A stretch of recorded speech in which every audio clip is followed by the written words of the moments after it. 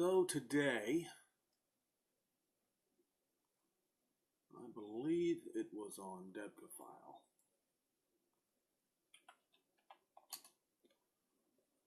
Maybe on the Jerusalem Post too, who knows.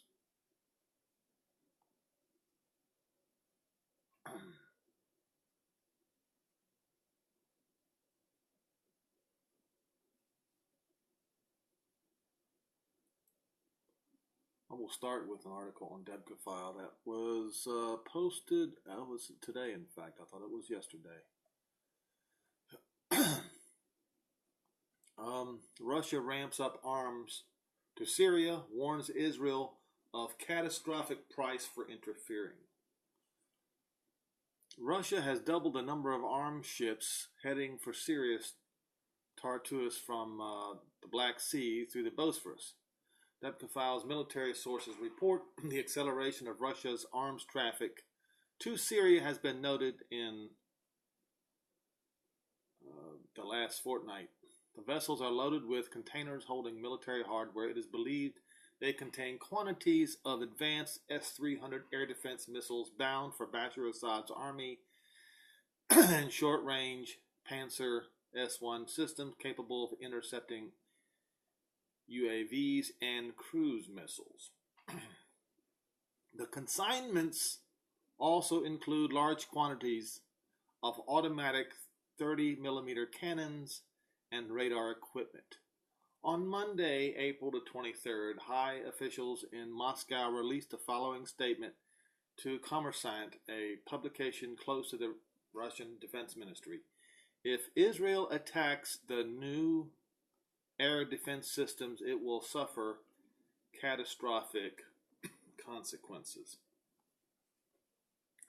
So you see what's going on here. Now Russia is baiting Israel. That's right. Russia is baiting Israel to attack its systems that it's going to set up in Syria, especially the S-300 missile defense systems. Now, Israel warned Russia just a couple of days ago that the S-300 systems is a red line.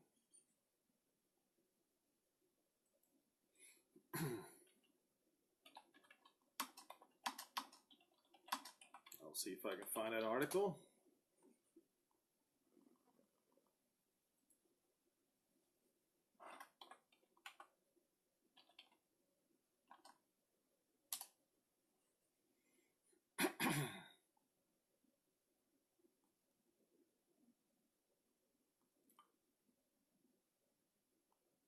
And it's on IsraelNationalNews.com. This was already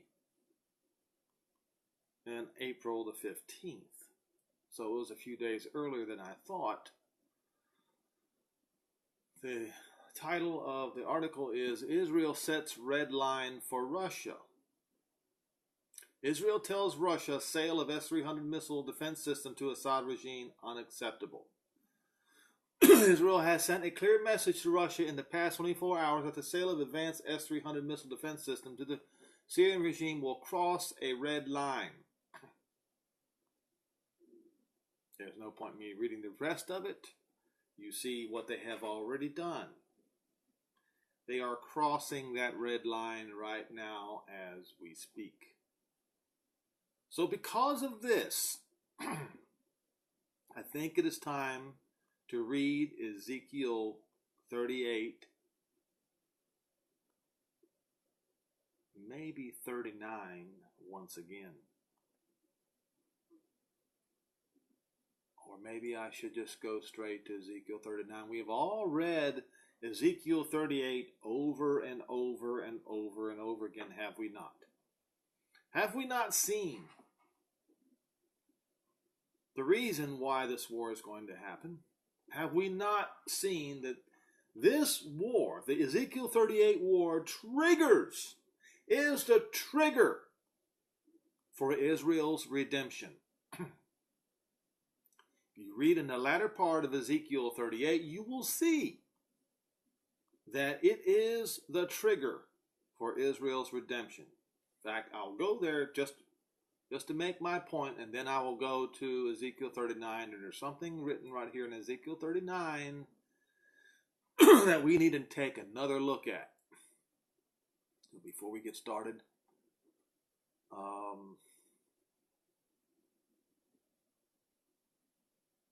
Actually, I think it's all in Ezekiel 39. Yes.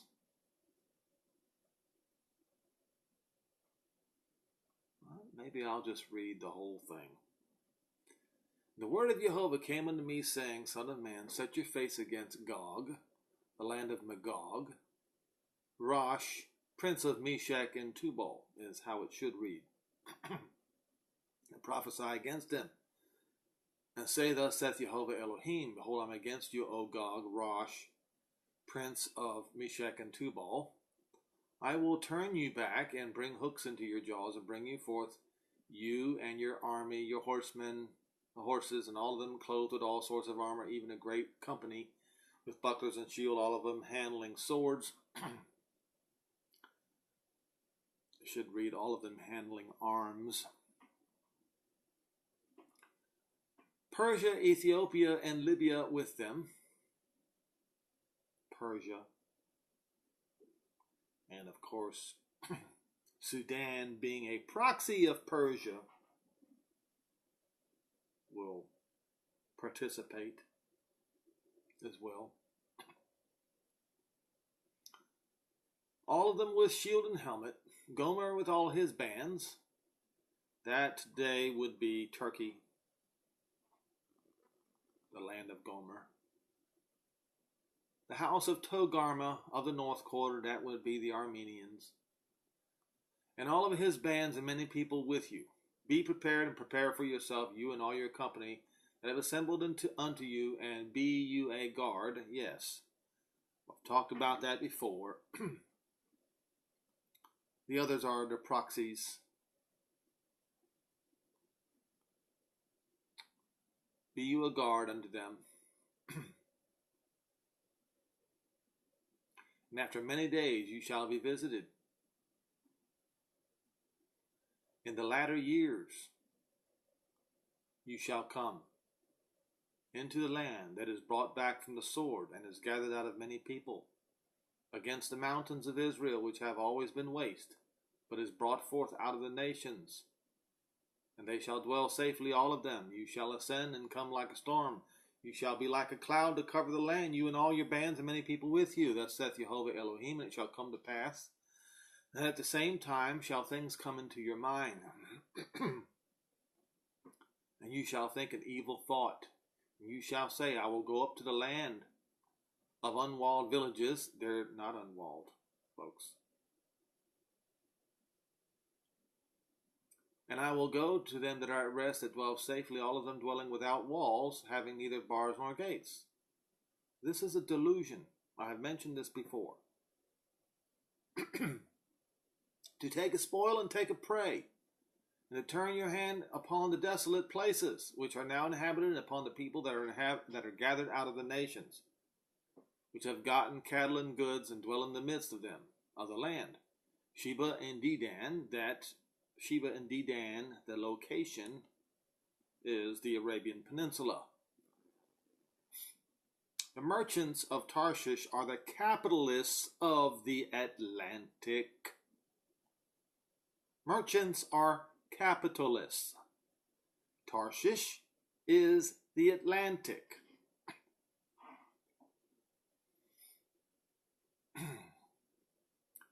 And the young lions are the young nations that were spawned by Tarshish in the Atlantic. You can figure out who that is. Just use your brain. They shall say to you, are you come to take a spoil? Have you gathered your company to take a prey, to turn away, to carry away silver and gold, and to take cattle and goods, and to take a great spoil? In other words, they will be the only ones against this endeavor.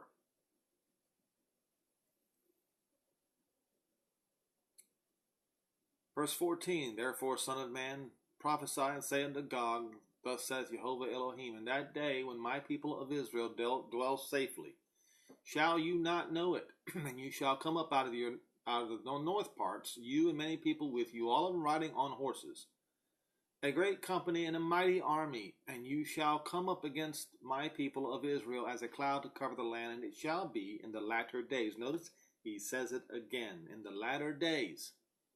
And I will bring you against my land, that the heathen may know me when I be sanctified in you, O Gog, before their eyes. Now, before I continue, I want to clarify something that I had said up here, where it says in verse 10, thus saith Jehovah Elohim, and it shall come to pass that in that same time shall things come into your mind. Things. You shall think an evil thought. And evil thoughts come from delusions, folks. When the Japanese fired on Pearl Harbor,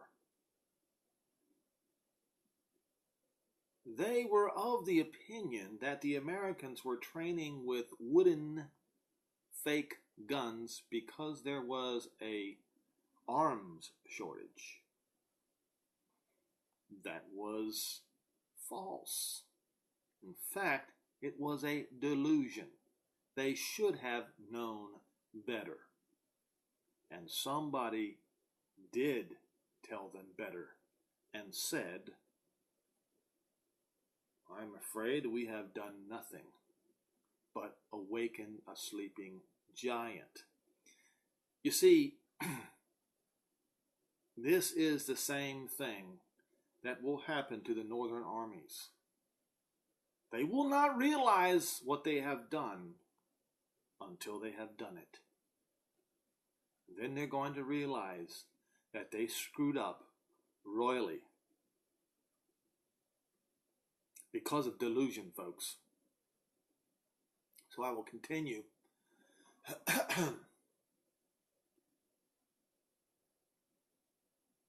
We're in verse 17. Thus saith Jehovah Elohim, are you he of whom I have spoken in old time by my servants the prophets of Israel, which prophesied in those days many years that I would bring you against them? And it shall come to pass at that time, when Gog shall come against the land of Israel, saith Jehovah Elohim, that my fury shall come up in my face. For in my jealousy and in the fire of my wrath have I spoken. Surely in that day there will be a great quaking in the land of Israel, so that all the fishes of the sea and the fowls of the heaven and the beasts of the field and all the creeping things that creep upon the earth and all the men that are upon the earth on the face of the earth shall shake at my presence, and the mountains shall be thrown down, and the steep places shall fall. There are lots of places where this is mentioned, where the mountains are going to come crashing down, the steep places will fall, and every valley will be raised up, and the walls fall to the ground. And I will call for a sword against him throughout all my mountains, saith Jehovah Elohim. Every man's sword shall be against his brother. Which prophet spoke about that? Haggai. Haggai 2, verses 18 through 22.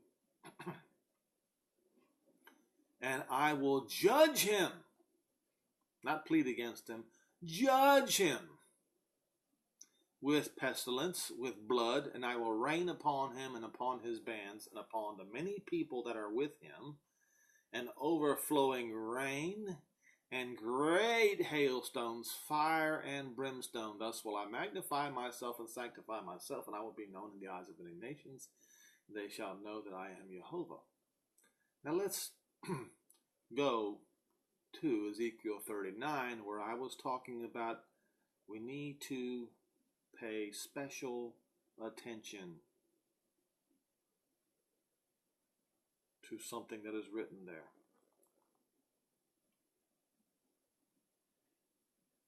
It's in verse 6, but I will go ahead and start in the beginning again.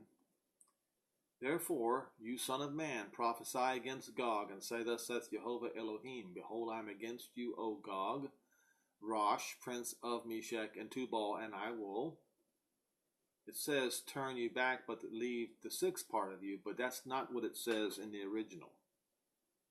It says, I will turn you back and bring you forth. Nowhere is it written in the original scripts about leave but the sixth part of you. It doesn't say that. And I will cause you to come down from the north parts, and will bring you upon the mountains of Israel. And this is where it gets interesting, folks. Verse 3, and I will smite your bow, S300s, anyone? Out of your right hand,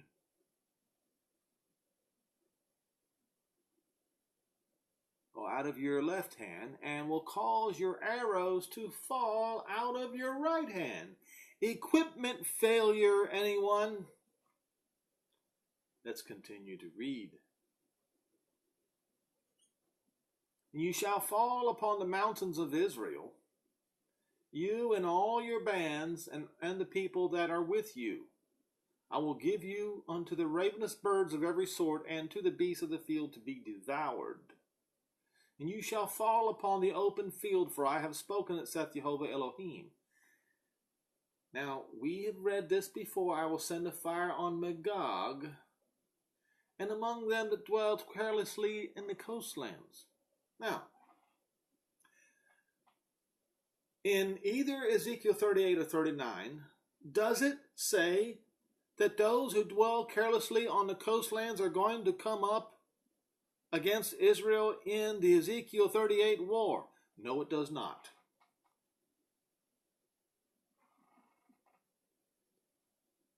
Why are they mentioned then? He said, verse 6, I will send a fire on Magog. Remember, we discussed that Israel has 400 nuclear warheads. Right here, or in a previous article I just read about, is Russia is going to put their S-300 missiles missile defense system in to stop Israel from defending themselves, essentially. In other words, they won't be able to send cruise missiles anywhere, or so they think. Which is why, when we read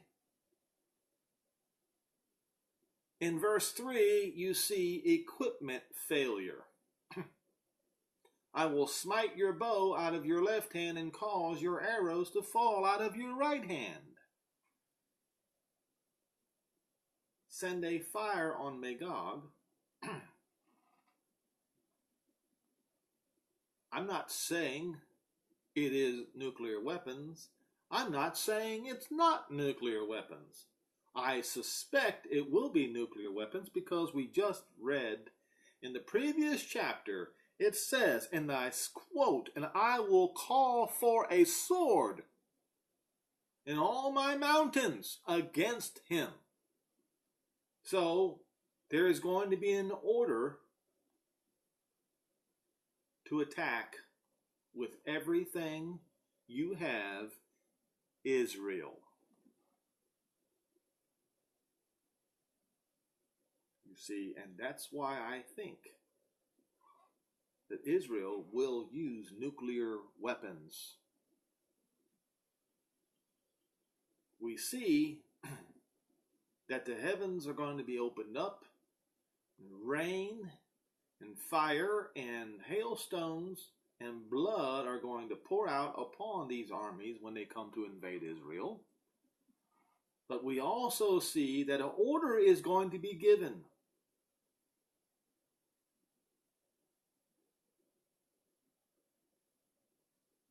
Every weapon against the invader. Israel has 400 or around 400 nuclear warheads that the Russians think they can stop with their S-300 missile defense systems. What they have failed to realize is equipment failure is prophesied in Ezekiel 39 and verse 3, and fire is going to rain on the lands of the invaders. Now, it says also on those who dwell carelessly on the coastlands. Carelessly on the coastlands of what? The Mediterranean Sea. Who is that?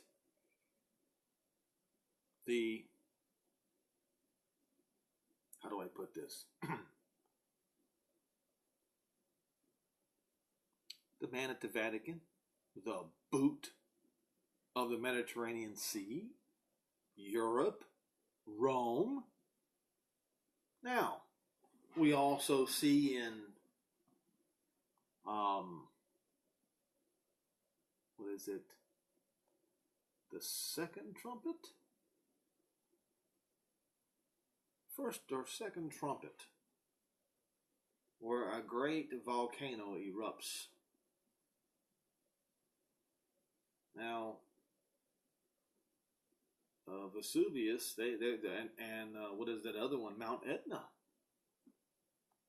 Both are near the sea, and both could fall in the sea, exactly as it says. Those volcanoes could send a fire on Rome/Europe, or something very terrible like this could happen. Well, what I just said is going to happen to a certain extent, but it talks about turning the water into blood. But something else could happen. You see, Russia, back in the 1980s, set up what they call the dead hand. If they are hit with a nuclear attack, the dead hand would send nuclear missiles against NATO.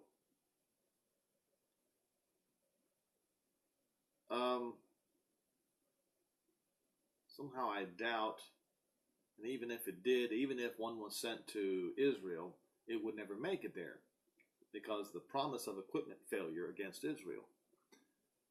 But that doesn't mean those nuclear missiles won't fall on Europe. And it does not mean that nuclear missiles won't fall on places of the United States. In fact,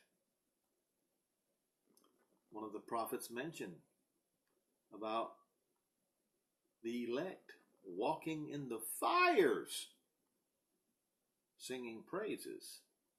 Yes, they're going to be snatched up out of the fire. They won't be hurt by the fire. I'll go and find that particular passage.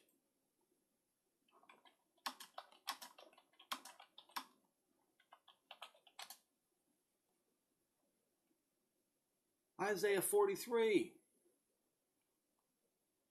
The sign of Shadrach, Meshach, and Abednego.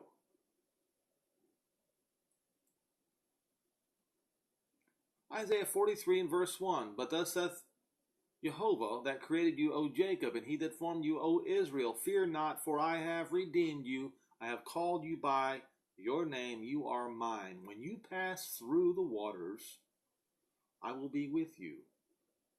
And through the rivers, and they shall not overflow you. And when you walk through the fire, you shall not be burned, neither shall any flame kindle upon you, Israel. No matter where, at that particular point in time, at the time of Ezekiel 38:39, when Jehovah sets out to redeem Israel, at that point, nothing is going to happen to his people. Water, fire, whatever will not touch them. no matter where they are located.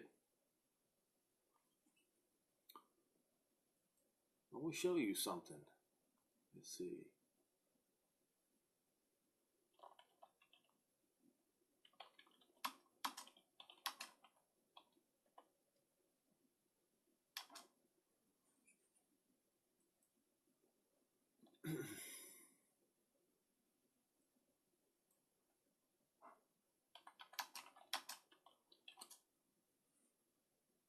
I hope I can find it.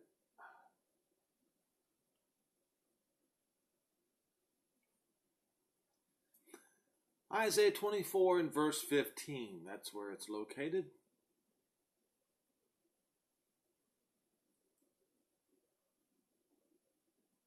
This is just Isaiah 24 is judgment upon the nations, upon the Gentiles. Why? Because they broke the new covenant, the everlasting covenant, not the temporary covenant, the everlasting covenant. And it reads right here in verse 5, the earth is also defiled under the inhabitants thereof, because they have transgressed the laws, changed the ordinance, and broken the everlasting covenant. You see. Now, what is happening to the Israelites?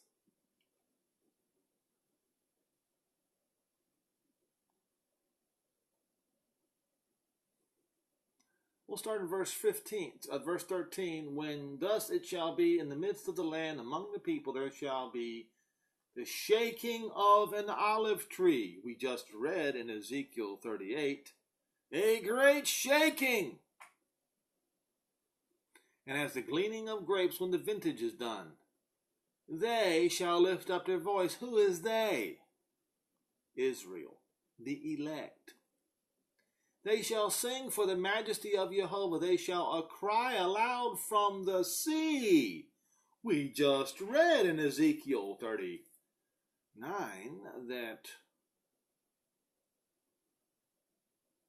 he's going to send a fire on the coastlands of the Mediterranean Sea.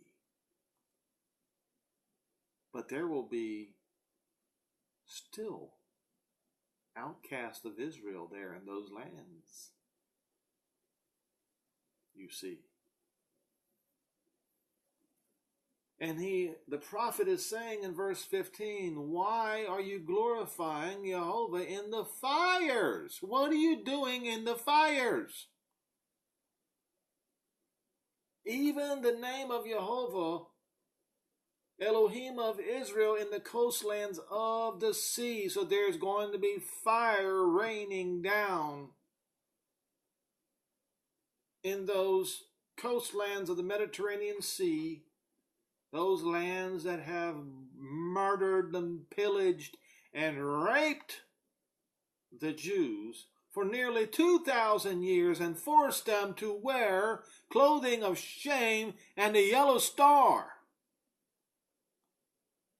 But they will not be, the Israelites, the Jews, will not be hurt by the fire. We just read it, did we not?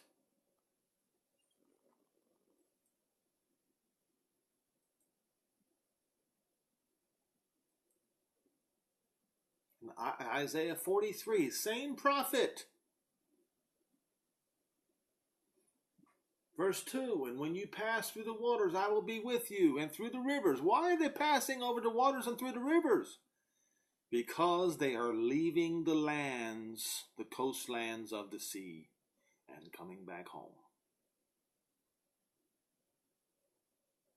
They shall not overflow you. And when you walk through the fire, yes, walking through the fire, not raptured, folks.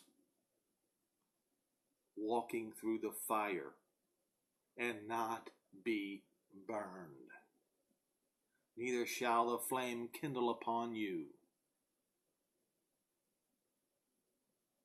When the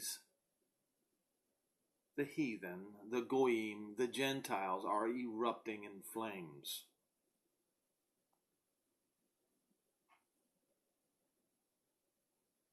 Because Ezekiel 38 and 39 is the trigger. We'll go back to it for Israel's redemption.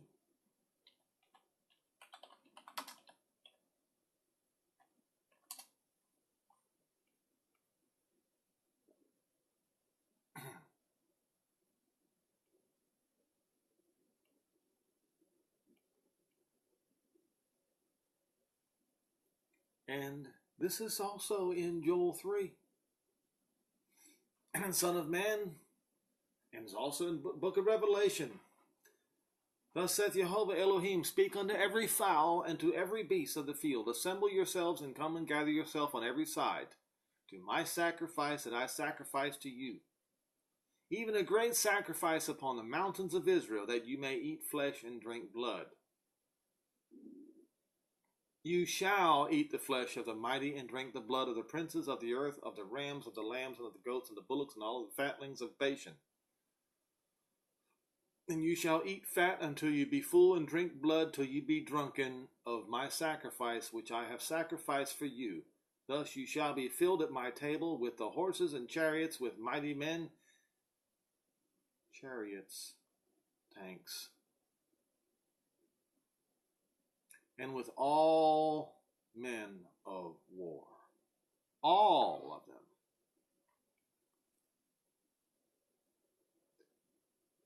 What happens next? Verse 21. And I will set my glory among the heathen, and all the heathen shall see my judgment that I have executed, and my hand that I have laid upon them. So now let me ask you a question. To those who think that the Gentiles are not going to have a hand laid upon them by Jehovah because they are somehow Christian, you might want to reread this again. You see, all the enemies of Israel are going to receive judgment from Jehovah's hand. All of them. I will set my glory among the heathen, and all of the heathen, all of them, shall see my judgment that I have executed, and my hand that I have laid upon them. So the house of Israel shall know that I am Jehovah their Elohim from that day and forward. You see, that's the day when Israel's redemption begins.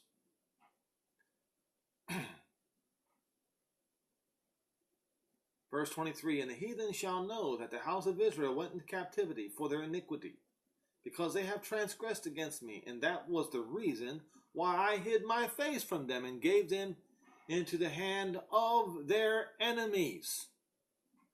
So fell they all by the sword, according to their uncleanness and according to their transgressions have I done unto them, and hid my face from them. Verse 25, therefore thus saith Jehovah Elohim, now it all changes. When? In the Ezekiel 38-39 war. That's when the script is flipped. That is when Israel goes from being rejected to be restored, redeemed.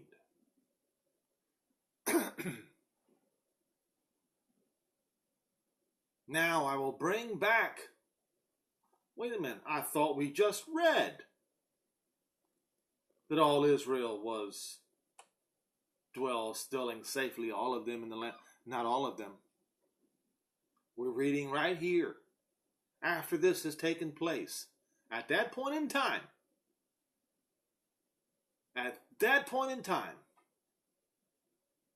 now I will bring back again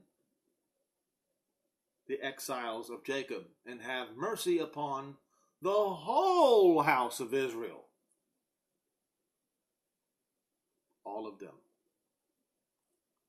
Every drop of blood scattered throughout all the earth with Israel on it will be gathered back to the Holy Land. Not one is going to be left behind. Not even one. Not even the ones Israelites who hate Israel. If George Soros is a Jew, not even he will be left behind.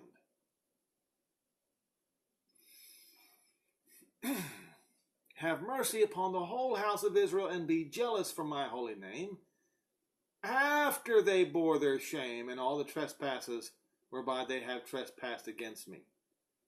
Have not the Jews, haven't they, and all Israel, haven't they borne their shame? Have they not? The clothing of shame, the yellow star of shame, have they not borne that? Yes, they have. For nearly 2,000 years.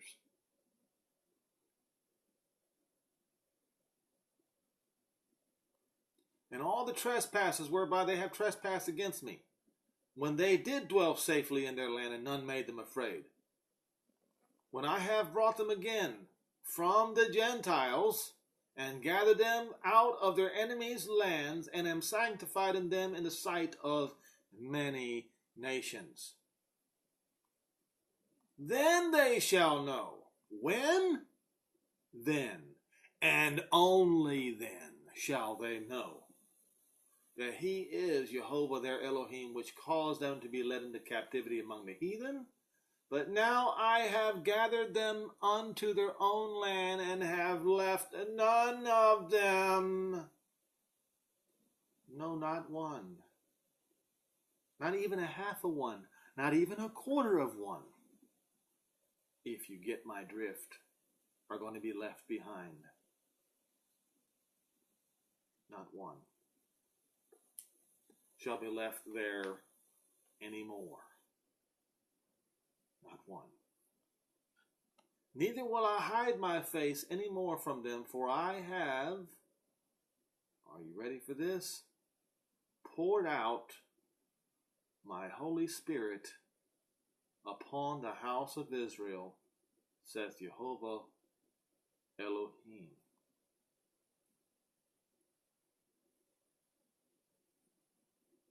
There's no need to talk about rapture, folks.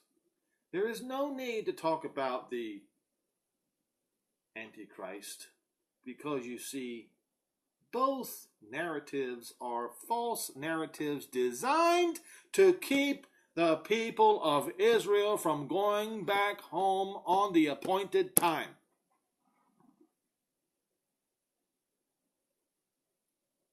That's right. Stick with the words of the prophets. That is what Paul did. That is what Yeshua did. That is what the apostles did.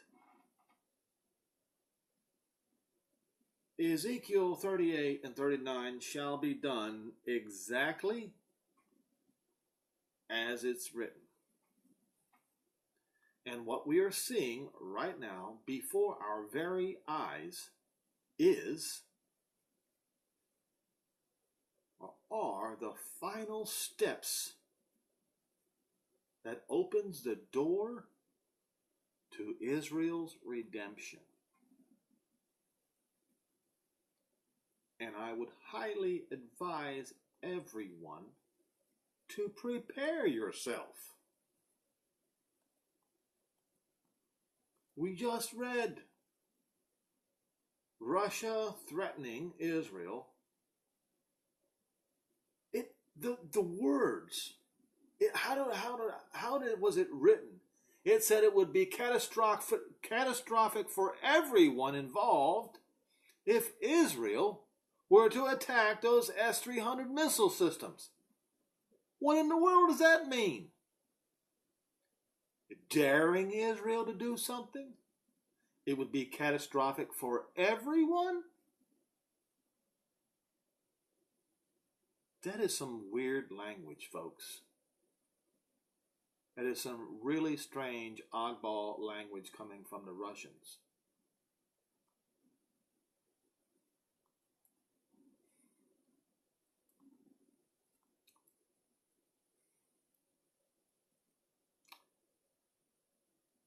once again, like I said, or like it was written, the Israelis said that the S-300 missiles are a red line for Israel, which means if they cross that red line, Israel will have to retaliate. So the question is not if Israel retaliates against Russia for bringing those S-300 missile defense systems into Syria. The question is now when, because Russia is bringing them into Syria right now.